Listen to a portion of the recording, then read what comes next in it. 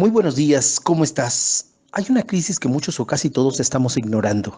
Una inundación que ya ha cobrado más de 1,200 personas y millones de damnificados o desplazados, que es mucho más inmensa que lo que está pasando en Houston. Y esto está sucediendo en Asia, India, Bangladesh y Nepal. Ahí hay mucho sufrimiento, pero como hay poca cobertura de las televisoras, pues no, esa noticia pareciera que no vende Houston. Si vende, entonces todo es sobre Houston. Ese pequeño ejemplo que está sucediendo ahora mismo también en ocasiones ocurre. Nos estamos enfocando en los sufrimientos de personas que por ser famosas, tener seguidores o puestos de autoridad, nos olvidamos de personas como tú y como yo, personas comunes que pueden estar ahora mismo viviendo un tiempo de sufrimiento. Jesús dijo en Juan 16, verso 33, en el mundo tendréis aflicciones, pero confiad, yo he vencido al mundo. Cuando leo este versículo, no me deja un buen sabor de boca porque siempre me he preguntado la razón por la que hemos de sufrir. Porque si lo dijo Cristo, seguro que así será y además lo vivimos a diario. Cuando llegan las dificultades, ¿no te has preguntado por qué el Dios que es todopoderoso no arregla las cosas para que no tengamos que enfrentar el sufrimiento? ¿No te parece que una vida sin sufrimiento sería mucho más atractiva? Incluso la idea de dejar de sufrir ha sido un emblema de algunas iglesias para ganar adeptos. Pero veamos qué dice la palabra de Dios. El Salmo 23 dice, Jehová es mi pastor, nada me faltará.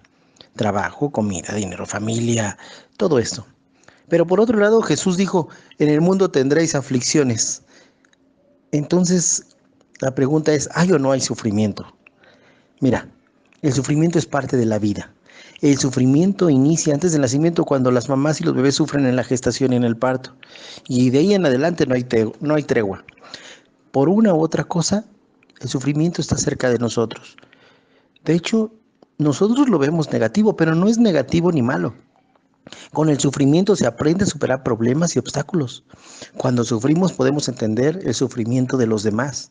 Es más, el sufrimiento moldea nuestro carácter y lo hace más dócil, perceptivo, comprensivo. Es más, nos perfecciona, como dice el primer capítulo de Santiago. Ahora, ¿por qué permite Dios el sufrimiento? Mira, por ejemplo, usemos esto de las inundaciones. Este es un problema del cambio climático y este es un problema que no fue causado por Dios. De hecho, cuando Dios creó este mundo lo hizo bueno en gran manera. Nosotros en nuestro orgullo, en nuestra falta de cuidado, lo hemos maltratado y lo dañamos. Hay países con posturas de no me importa el cambio climático, como la postura absurda de Trump. Jesús dijo que tendríamos aflicciones, pero también dijo que confiáramos en Él, porque Él ha vencido al mundo. Cuando Jesús habló de vencer, nos establece con claridad que hay una guerra, luchas, pruebas, dolores, sufrimiento y toda clase de desavenencias, pero nos da la clave para superarlas y se llama confiar. Todos sabemos que el sufrimiento estuvo presente en la vida de nuestro Señor Jesucristo. Cientos de años antes de nacer fueron anunciados sus sufrimientos. El sufrimiento lo acompañó desde su cuna. No nació en una casa o hospital de aquel entonces, sino en un corral de animales. Al enterarse de su nacimiento, el rey Herodes lo persiguió para matarlo. Sus padres estuvieron exiliados mucho tiempo hasta que Herodes murió. De su niñez y juventud no hay muchos relatos bíblicos, pero seguro que tuvo que trabajar duro como carpintero junto a su padre. No se diga en el ejercicio de su ministerio, fue acosado por los fariseos, por los escribas, por los saduceos, toda la clase política y social de aquel entonces. Siempre estuvo bajo amenazas de muerte. Su comportamiento y su doctrina evidenciaban la hipocresía de los líderes y ellos procuraban matarlo por todos los medios. Fue perseguido y hasta acusado injustamente, incluso traicionado por uno de sus propios amigos. En el momento de su aprehensión, todos los apóstoles huyeron. Y aunque Pedro intentó defenderlo, le ganó el miedo, huyó y hasta lo negó 3 veces. Cristo sufrió el desprecio de quienes tantos favores, misericordias y milagros había recibido. Los que una semana antes de su muerte le gritaron, Hosana el que viene en el nombre del Señor. Ahora le gritaban, crucifícale, crucifícale. Fue injustamente golpeado, escupido, encadenado, y ya sabemos todo el martirio de la cruz. Y finalmente llegó hasta una muerte injusta. En algún momento, en angustia extrema y sudando grandes gotas de sangre, dice la Biblia que le dijo al Padre, si es posible, que pase de mí esta copa. Pero él se sometió a la voluntad de Dios, a la voluntad del Padre. Y ahí está la clave para el sufrimiento, confiar, someternos a la voluntad del Padre. porque el sufrimiento tiene como resultado un beneficio personal y colectivo en muchos casos. El sufrimiento de uno representa la vida de muchos. En el caso de Jesús, ese intercambio es glorioso para nosotros. El sufrimiento y obediencia de Cristo trajo vida y salvación a millones. Entre esos estás tú y estoy yo. Así que aunque no lo entendamos, gocémonos si el sufrimiento es producto del trato que Dios tiene para con nosotros.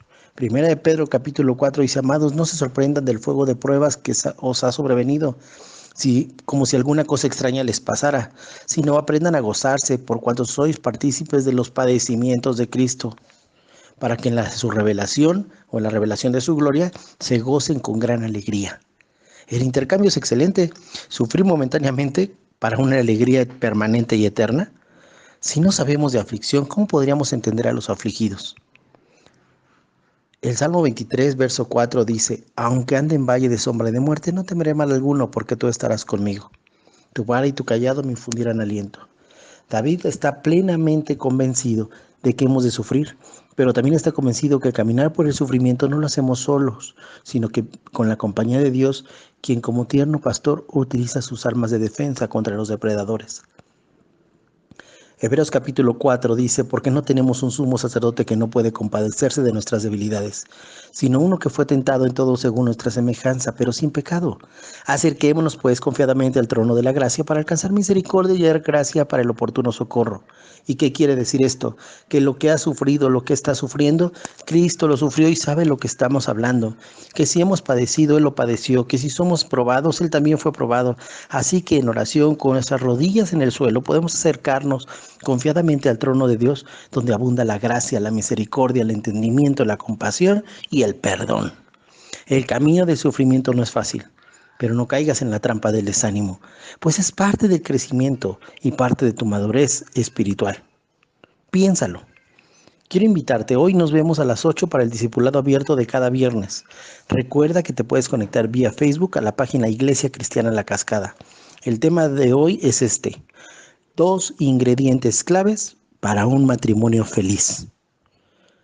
Por cierto, lo estaré dando en una conferencia en la iglesia Camino de Vida de la Delegación Álvaro Obregón.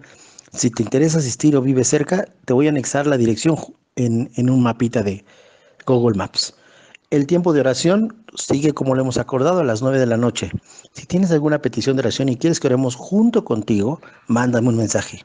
Que Dios te bendiga. Nos vemos por la noche. Soy Mauricio Iván Telles. Hasta pronto.